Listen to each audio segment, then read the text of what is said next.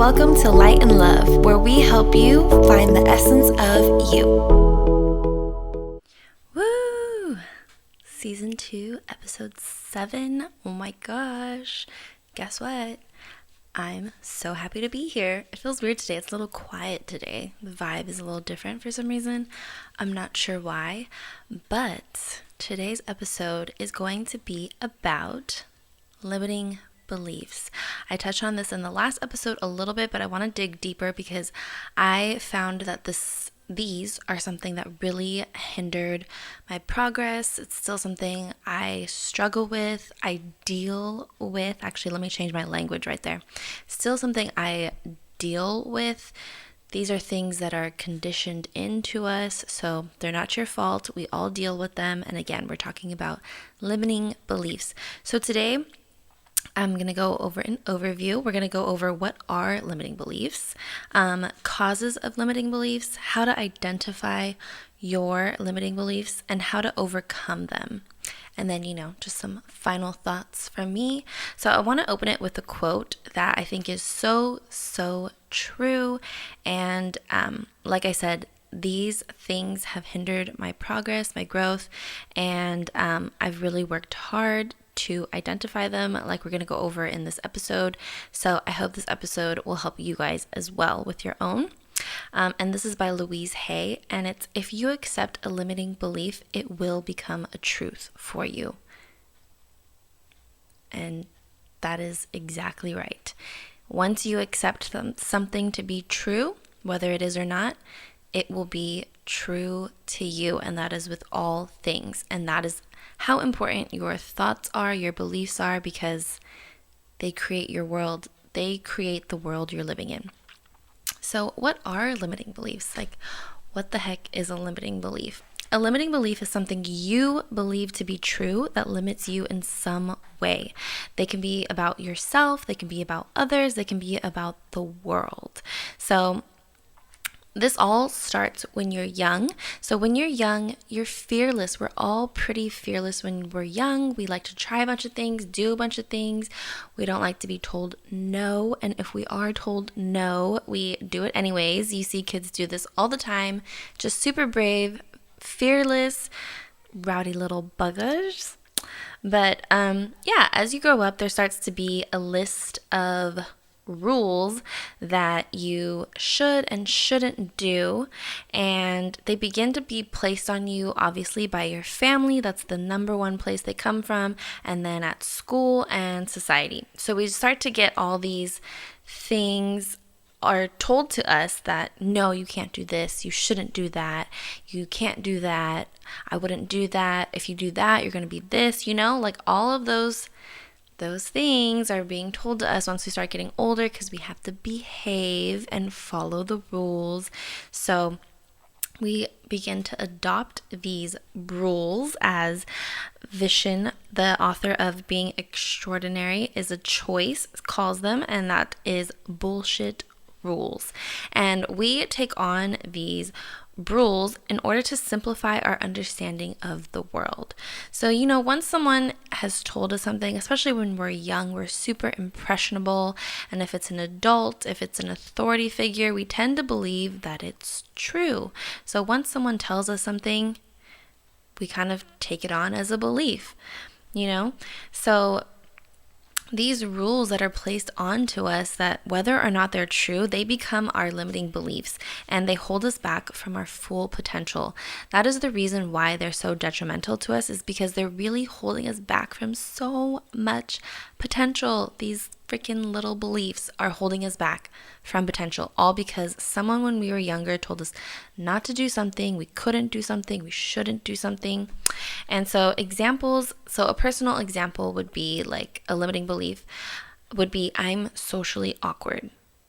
If you think that about yourself, that's how your life is going to play out. You're going to be in situations where you're like, I'm socially awkward, I don't like this, I feel uncomfortable, like you've already trained yourself to think this about yourself. So in every situation, it manifests itself pretty much. And so others, you could be like, I'll never find love again because I can't trust anyone. So that's you projecting that you can't trust anybody. So you'll never find love or happiness in a relationship because you believe that no one is trustworthy. And a world limiting belief is all successful people are greedy. And I think we hear this one a lot. So that's something that's very ingrained in us, at least for me, I think so. So next, let's get into causes of limiting beliefs. So the causes, like I went over already, are family beliefs, education, and experience. So these are all huge causes. These are the causes of limiting beliefs, but let's just go into how these start. So like I said, family beliefs, there's your parents tell you things are a certain way because those are their values. Those are what their family, their parents taught them. So just like us, our family have morals, values, and from a young age, they instill theirs into us. So that's where most of our beliefs come from, is home. And they begin to tell you how both you and the world should be based on their own beliefs, education, and experience. So again, a lot of these things are passed down, family, generations. It's the way things are in your family. It's a accumulation of their education, their experiences. So that's why it comes from our family and everything that they've been through. So it's important to remember that what others believe to be true is due to their experience, and experiences have emotions attached to them, which automatically make every experience bias. So that, I think, is the most important thing that you have to understand, is when your family is teaching you things, it's most likely coming from an experience that they had. And depending on how they handled that experience and the emotions they went through in that experience, that is going to be passed down to you. So definitely keep that in mind. Of course, respect your elders, respect your family, but you have to understand we're all human and we all have emotions. And when things happen to us, we are emotional about it, whether you express it or not. Every time you experience something, there's an emotion attached to it. So when we tell others about this experience, or we form our own beliefs based on this experience, keep in mind there's an emotion attached to it, and that will be passed down as well. So the next one is education. Obviously, this is huge. Most of us go to school from a young age, 18 years of our lives, and then more if you decide. So just because in school there's an authority figure that's constantly sharing information, ideas, and beliefs about how the world works, we are inclined to trust these people and to believe that everything they tell us is true.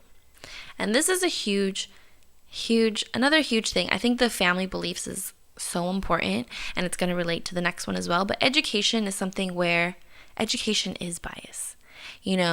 History is a part of education, and history has a lot of people in it, but how many sides of a story are we hearing?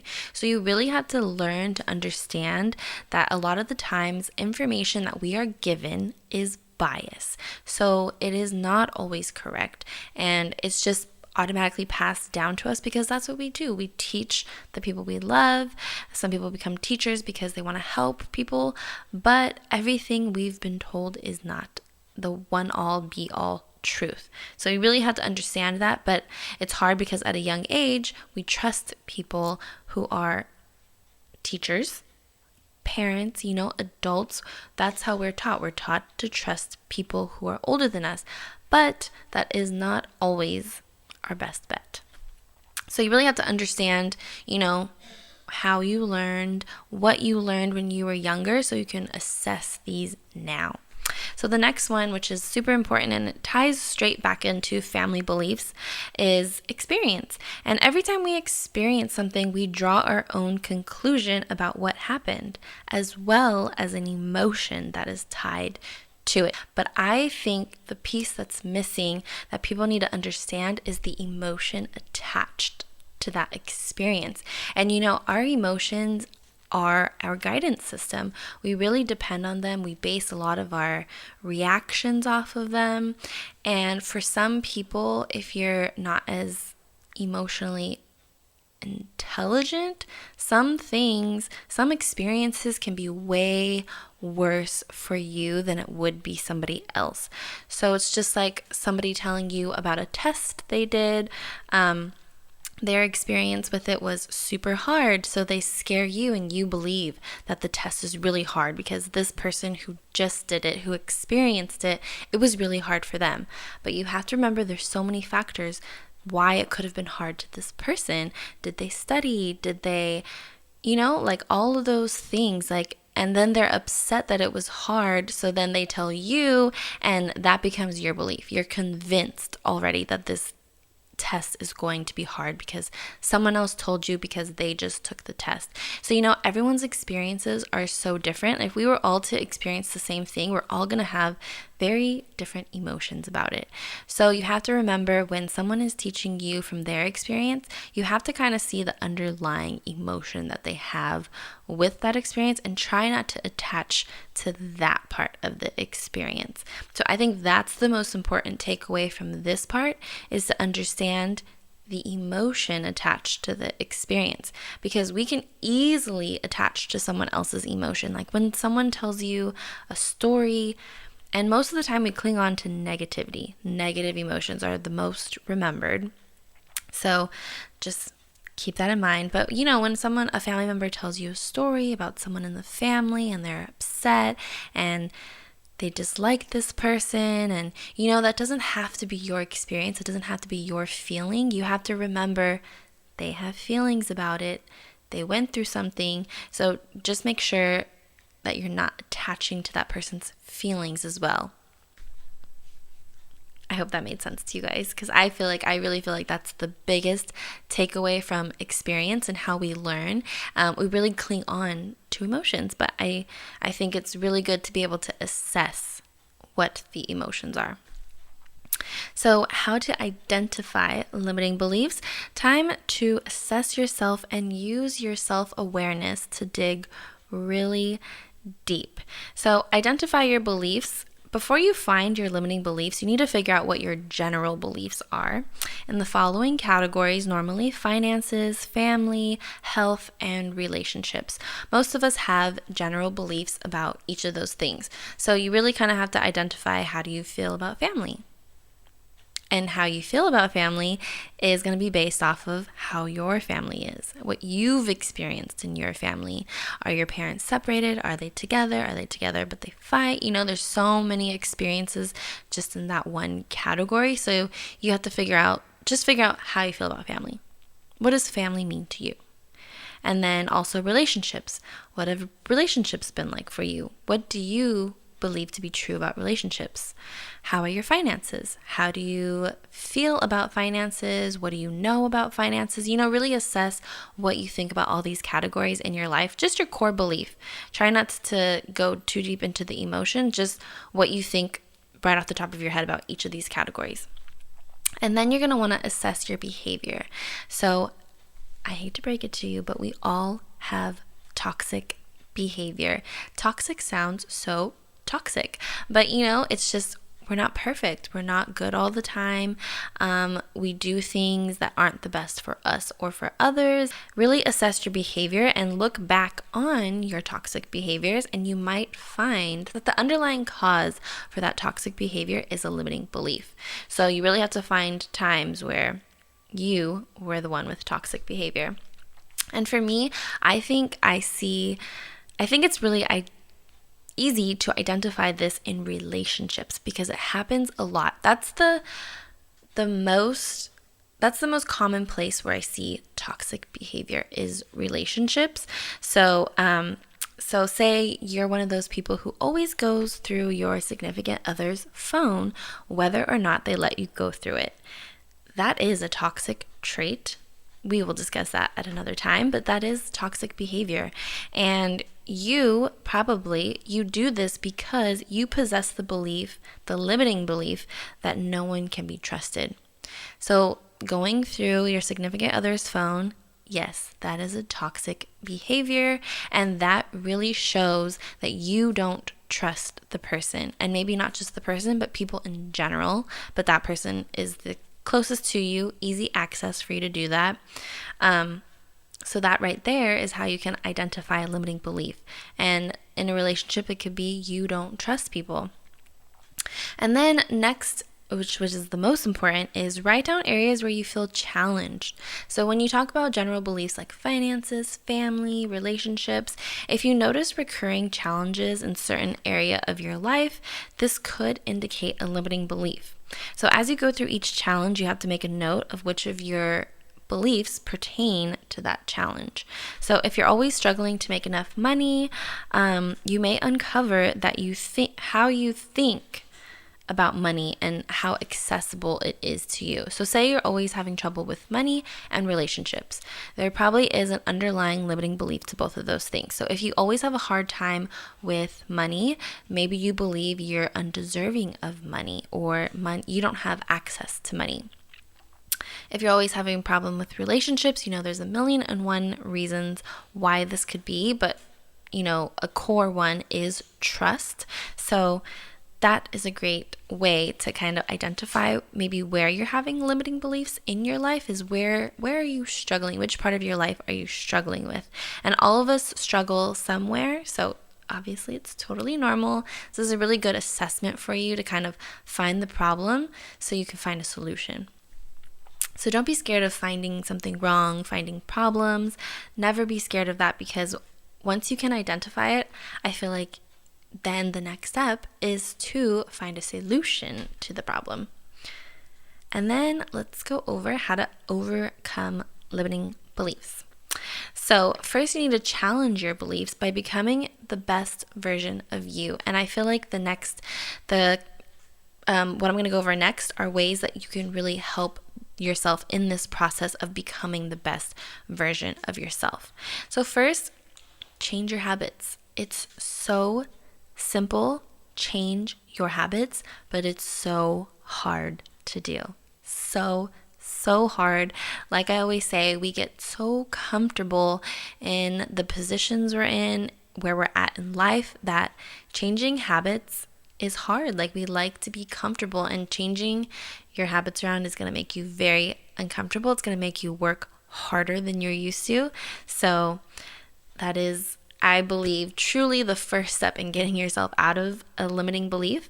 And it's not enough to just identify the limiting beliefs. You really have to identify which habits keep you in that belief, in that place. You know what I mean? So identifying them is one thing, great. But now changing your habits is kind of like you identified them, so now what are you going to do about them? And the only way to really change something is to change the habit that keeps you in that place. So if you change your habits, you are literally proactively taking yourself out of that belief, which I think is so amazing. But I'm going to tell you right now, I'm going to be super honest, changing your habits is going to be super duper hard, okay? But it depends how bad you want it. So the next thing is explore more. And this one is a little bit easier, a little more fun in a way, but limiting beliefs really do keep us really closed-minded. It keeps us closed-minded about how we feel about ourselves and others and the world. If you're so attached to your beliefs about things, then you really are being very closed-minded and not open to new knowledge, new things.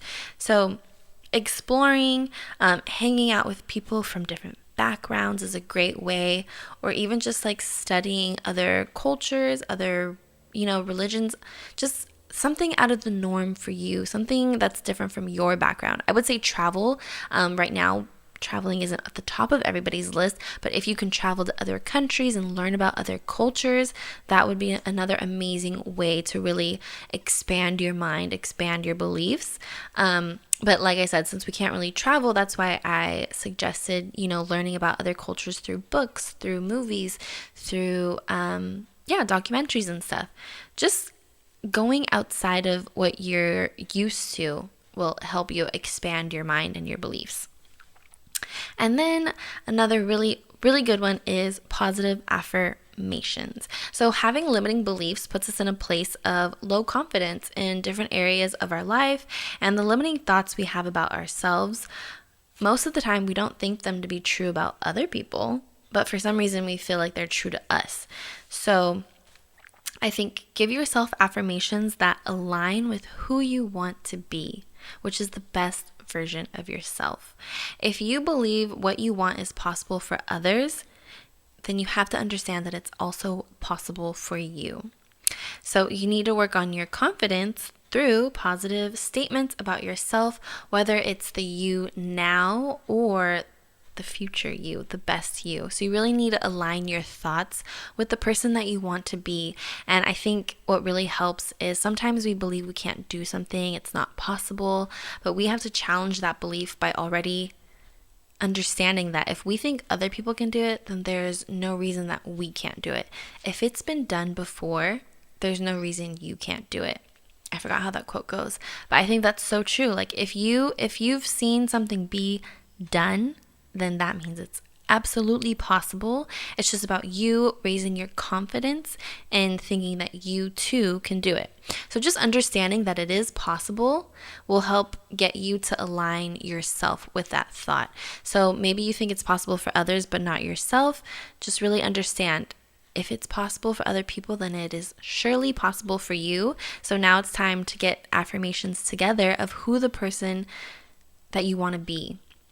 So affirmations like, I am powerful, everything I go through, I learn, anything I put my mind to, I can do, I'm always guided, things like that. So things that you know to be true for other people, say them for yourself so you can get yourself aligned with those beliefs. I hope that really helped you guys. And then personal development, just like positive affirmations, you need to hear others speak in a positive light. So you need to follow, read, listen, watch people who you aspire to become. So you need to really follow, pay close attention to people that you aspire to become, because it is possible. You just kind of have to put it in your radar by taking inspiration from others. So like this podcast, like if you listen to more positive things that kind of get you pumped and believing, even if it's just for that second, it's better than nothing and dwelling in a puddle. Like for me, I have a really good entrepreneur playlist. It really gets me pumped when I'm working out. Like I want to make it my morning alarm clock because it really gets me going. It really reminds me like I just have to dig deeper, literally just dig deep. This isn't how I found my limiting thoughts. I'm giving you like a really easy process, but I want to tell you how I found my limiting beliefs and what they were, how I even stumbled across this topic, to be honest.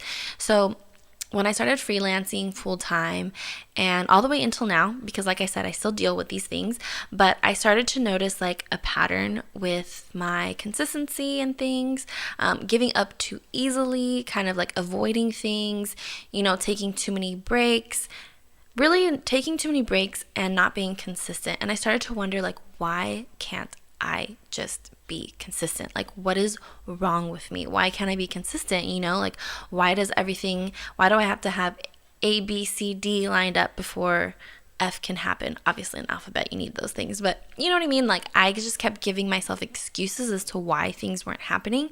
So I really that kept happening, especially with work. So I noticed it happened with me doing YouTube, doing the podcast. I kept wondering like, why can't I be consistent? So that's how I started and this journey for me is all about self-discovery. So I'm just like kicking myself in the butt, like, what the heck is wrong with you? Like, what is going on? Like, why can't you be consistent? I know I'm a hard worker. I really am such a hard worker. And I'm like, if I were at a job, I would do whatever they said to do. I would stay on top of it. I would do it. So why can't I do it for myself? So I really started to identify okay, what's going on? Why does this keep happening? Like, why is this such a problem for me? That's how I came across limiting beliefs. I've heard of them before, but I was like, okay, you know what? All I need to do is identify what the heck my limiting beliefs are, because clearly it really is stopping me from doing what I want to do. So if I wasn't self-aware, then I wouldn't have kind of caught on to that, because these experiences that we have, we bring them into our own frequency. We bring them in through our thoughts. So the way we're thinking is bringing our experiences. So, what you think becomes your experience. Like I said in the beginning, that's why it's so powerful. So I'm like, okay, what is it that I'm thinking deep down that's not at the surface, but just really deep down about myself, and how was that affecting me? And then I noticed like my habits, like since I'm super self-aware, I noticed like my habits and my patterns, and they're very hard to break. Like I said, they really are hard to break, especially if you have a limiting thought in the way. So I really started noticing, the recurring patterns, and let's see. I heard something, I forgot where it was, but I heard something about like, you're not lazy, you're not lazy, you're just having limiting beliefs. Because I'm like, I know I'm not lazy, so what's going on? You are struggling with limiting beliefs if you are doing the following, if these patterns keep recurring for you. So these are indicators of limiting beliefs: perfectionism, procrastination, escapism, scarcity, self-doubt, fear of failure. So, the big one is fear of failure. We all know that feeling. We all have that. Everyone has the fear of failure, but some people, like I said in the last episode, can push past that fear because they know it's not real. Especially when you push past it, you realize that fear is not real. Failure is okay. But so that's the biggest one that most of us know. But I was dealing with perfectionism, procrastination, escapism, scarcity. So once I found out that like those were my patterns or my indicators, I was like, okay, what's going on? So I never thought of those things as being indicators that I had limiting beliefs. But once I heard that, it all made sense. I'm like, okay, this is why. So like I said, I had to have X, Y, and Z done before I could do anything. And that is a form of perfectionism. Like nothing's going to be perfect. But if you keep going back to that, like, oh, I can't do anything until it's perfect, then there's a deeper belief there that's stopping you. There's a limiting belief there that's stopping you. And the limiting belief could be you don't think you're good enough. You don't think you can do it. You're not good enough to do it. So for escapism, I would just be like, oh, I'm having a bad day, or I would rather go off and do this. Escapism, another good word for that is avoidance, kind of like avoiding doing what you need to do. You try to find everything else that you can do besides what you need to do. So that's a form of escapism. And then also scarcity, like I never have enough, I don't have enough, I don't have enough of this or this or this to do this, like just nothing is ever enough. You don't have enough. You're scared you're not going to have enough at all times. So that's scarcity. And then obviously, self-doubt. Like self-doubt and fear of failure are the top two limiting indicators of a limiting belief. And those things are like, I'm a failure if I fail, but that's not true. And I'm not good enough. I can't do this because, and this goes back to like what I talked about in a past episode, is like for me, I still struggle with these. So I'm going to be very open and honest, but I still struggle because I've never seen someone do what I do. No one in my family has pursued something like me. So it's really hard to find it in me to believe that someone like me can do it if I have no examples around me. So that's why I have to listen to entrepreneur playlists, other podcasts, read books, because I have to find the motivation, the inspiration from somewhere else, because I know it can be done. I know everything I'm doing can be done, and that's what keeps me going, because now I understand that it can be done. It's just my lack of belief in myself. So really understanding that has really helped me. It really helped me stay on schedule, because once I identified it, I'm like, okay, I'm just being so picky. I'm avoiding doing it. So now I can really create a schedule for myself and force myself to stick to it. Breaking habits. So I'm making new habits now because I know what the problem was now. So now that I know it's possible to do, I just have to get my confidence up and keep myself on track, because these beliefs are always going to pop up, they're always going to pop up. We're always going to have maybe not the same limiting beliefs, but we'll have new ones. And it's just from experience and, things we've been through. Like when we go through things, we make conclusions about them because X happened, then Y happened. So, it's just, we get a little scarred from life, okay?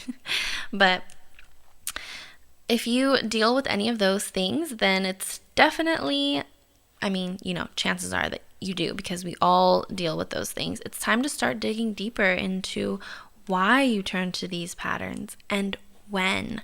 So super, for me, it was like liberating to figure out what the heck they were. Like, honestly, I felt so much better. Like, I understood myself. I understood why I was doing these things and why I was avoiding the things, because I'm like, this is what I want to do. But, it's like there's a little piece of me that doesn't believe I can do it. And that's what was stopping me for so long. It hasn't been that long, but, it was just a miracle when I identified it. So my next thing is crazy, which is once you identify your pattern, don't be discouraged. Like for me, I'm over here finding out I have this belief about myself that I can't do it, but I'm excited because now I'm like, what the heck? You can do it. So don't be discouraged, get excited, because now you've identified the problem and now you can find a solution, or for me, put a plan in place to get past this obstacle, which is exactly what I've done. And I feel so much better. So I really hope this helps you guys. And just know that the problem isn't you. It really is an upper limit problem. And I learned this from Tara Nicole Nelson when I did like a intention reset workshop. The problem isn't you. It's an upper limit problem. It's you've hit the max of what you think you can do, what you think you deserve. And we all reach those points where it's like, oh, I don't deserve more than this. Like, this is the most I can do. Like, this is as far as I can go. When you're exercising, you're like, I can't do anymore. I can't do anymore. But if you dig really deep, you can do more. You can always, always, always do more than what you think. So, always push yourself to the next level with mental toughness. So the upper limit is also called like a glass ceiling that we think we can't break. But the cool thing is, once we break that glass ceiling, that upper limit, then we can go further, and then we'll hit another one, and then we break that one, and then we go further. These are milestones. It's a good thing that you've hit the ceiling, because that means like what's going to happen next is next level if you get a hold of yourself. My throat is hurting, guys. I don't know why. Okay. So another great way to look at limiting beliefs that I learned from Tara Nicole is as log jams, roadblocks. So if the ceiling isn't enough for you, you can look at them as log jams. Like all the logs are going down the river, they're all going, and then one goes sideways, and then it stops the flow of everything. It's just that one log. So that one log is a limiting belief, or it's a roadblock, it's just one that kind of stops the momentum of everything. But once you can identify that and find ways to push past that one log and get it back on track, everything will start flowing again. And, life will continue. You'll start to do better. You'll break that glass ceiling, and then, just wait for the next one. And then it's time to level up each time. That's how you level up. So,